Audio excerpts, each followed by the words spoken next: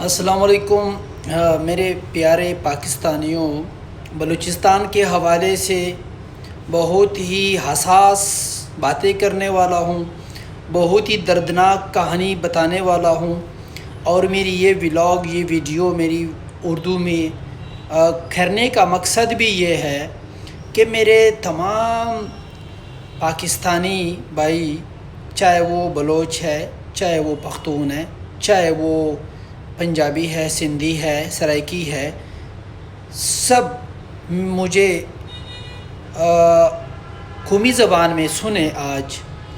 دیکھیں، پاکستان کا جو صوبہ بلوچستان ہے، پہلے تو جغرافیائی اگر دیکھا جائے تو پاکستان کے لیے بہت اہمیت رکھتا ہے صوبہ بلوچستان، اور حالات موجودہ پہ اگر آج کی کہانی، کل کی کہانی اور پچھلے ہفتے کی کہانی بتاؤں، گاڑیاں مالی نقصان تو ہمیں برداشت کر رہے ہیں، کیونکہ اس میں ہم بلوچستان والے عادی ہو چکے ہیں۔ کسی کا ٹرک جل رہا ہے، کسی کا کوئلہ جل رہا ہے، کسی کا ٹرک جانوروں سے بھرا ہوا ٹرک جل رہا ہے، کسی کا بس جل رہا ہے، کسی کا کیا آگ لگا کے جلا دیتے ہیں، اور جو ٹیررسٹ کہیں، دہشت گرد کہیں، خوارج کہیں، جو بھی کہیں، وہ لوگ سب کچھ کر کے اپنے مقاصد حاصل کر کے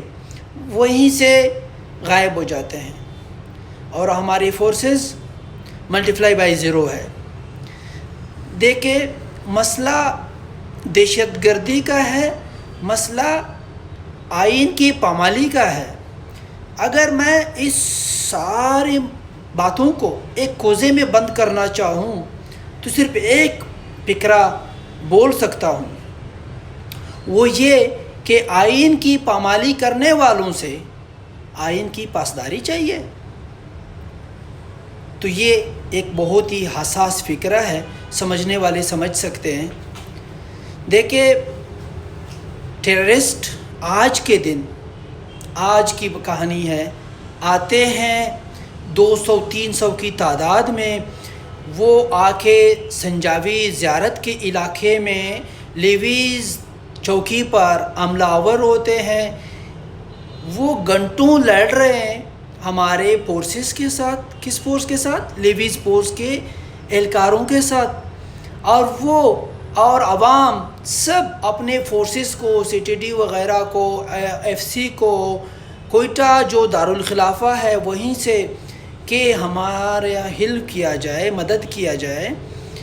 وہ فورسز، وہ جو خوارج ہے یا دہشت گرد ہے، جو بھی ہے، وہ رفتہ رفتہ ہمارے پاس آ رہے ہیں۔ 20 منٹ کا ٹائم ہے ہمارے پاس، اسلحہ ختم ہو گیا، کوئی ہیلپ کے لیے پہنچے، اسلحہ لے کے آئے، فورسز کو بلایا۔ 9 بجے بلاتے ہیں مدد کرنے کے لیے، 4 بجے شام کے قریب وہ آتے ہیں، اور پھر بھی آگے نہیں جاتے، کوئی ہیلپ نہیں ہوتا۔ اس میں ہمیں نقصان کیا اٹھانا پڑ رہا ہے؟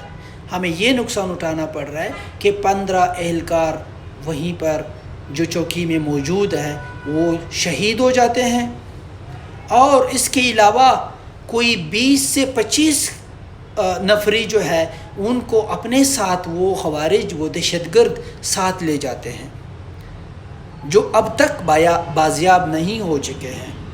کیا ہمارے فورسز کے پاس کوئی ایسا کچھ نہیں ہے کہ آپ کے ملک کے اندر، ایک صوبے کے اندر وہ خوارج پہنچتے بھی ہے 300، 200، 400 کی تعداد میں، آپ کے ساتھ لڑتے بھی ہے، آتے ہیں، چلے جاتے ہیں، اور پھر ایک جھوٹی خبر چلائی جاتی ہے کہ 15 خوارج کو انجام تک پہنچایا؟ کیا یہ بس کہانی پوری ہو گئی؟ آئین کی پامالی کرنے والے آئین کی پاسداری نہیں کر سکتے، نہ ہی ہمیں توقع رکھنی چاہیے۔ فارم 45 کی جب سے یہ الیکشن ہوا ہے، عوام کے منہ سے ہم یہی سنتے آ رہے ہیں، فارم 45 ہو بھائی۔ جب فارم 47 آپ نے شروع دن سے قبول کر لیا، کہتے ہیں کہ جو ڈر گیا وہ مر گیا. ہم عوام ڈر گئے، اب روز مریں گے، اب روز جنازے اٹھائیں گے. جب آپ نے اپنے حق کا، ووٹ کاسٹ کرنے کا، جب آپ نے جنازہ اٹھایا، جب آپ نے برداشت کیا، تو کیا امید رکھیں ہم اس عوام سے، پاکستانیوں سے، کہ اب 47 کو قبول کر کے 45 کو کھو کر آپ کیا کر سکتے ہیں؟ کچھ بھی نہیں. جب آپ نے کمپرومائز کر لیا اتنے بڑے نقصان پہ، تو جنازہ کیا ہے پھر؟ چاہے پنجاب سے اٹھے، چاہے بلوچستان سے، چاہے سندھ، چاہے کچے کے ڈاکو، کچھ بھی ہو، کیونکہ جنازہ تو تب نکل چکا ہے. اب برداشت کرنا ہوگا. کیوں؟ کہ ہم ڈر گئے ہیں، اب ہم روز مریں گے. ایک محاورہ نہیں ہے، یہ حقیقت ہے. فارم 47-45 کی باتیں چھوڑ دے، قبول کر لیا، اب چپ کر کے برداشت کرو. جنازے اٹھاؤ، تیاری پکڑ لو، اوزار بناؤ، قبریں کھودے. اب یہی کر سکتے ہو. آئین کیا کہتا ہے؟ آئین تو یہی کہتا ہے کہ آپ کا حق، آپ کے فنڈامنٹل رائٹس، آپ کے بیسک نیڈس کیا ہے آپ کے پاس. کبھی اٹھے ہو؟ ان جنازوں سے بچنے کے لیے، جنازے نہ اٹھانے کے لیے پہلے سے تیاری کرنی ہوتی ہے. کیا آپ نے تیاری کی؟ کیا یہ عوام سے مخاطب ہوں، کیا آپ اٹھے، کچھ کیا، کچھ مذمت کیا؟ نہیں، کیونکہ ہم ڈر گئے، اب ہم روز مر رہے ہیں. اب اگر ٹائم ہے تو چھوڑ دے یہ ذہن، یہ گمان کہ اگر میں بولوں گا تو نقصان اٹھاؤں گا. نقصان کون دے سکتا ہے؟ خوارج؟ وہ تو آپ کو دینا ہی ہے. نہیں، آپ خوارج سے نہیں، آپ اپنے اداروں سے ڈر رہے ہو. آپ اپنے اداروں میں کون ہیں؟ ہمارے بچے، ہمارے بھائی، ہمارے بڑے، انہی اداروں میں ہیں. پھر ان اداروں سے ہمیں ڈر کیوں لگتا ہے؟ کیا ان اداروں پہ آپ کو ٹرسٹ نہیں ہے؟ کیا وہ ادارے آپ کے نہیں ہیں؟ اگر ادارے بھی ہمارے ہیں، اگر ریاست بھی ہماری ہے، اگر ہم اپنی ریاست میں، آزاد ریاست میں، جو ساورن ریاست ہے، جو آزاد ملک ہے، جو ایٹمی ریاست ہے، اس میں ہم پھر بھی نہیں بول سکتے؟ اس کے پیچھے وجہ کیا ہے؟ مطلب بہت ساری باتیں ہیں، دردناک باتیں ہیں.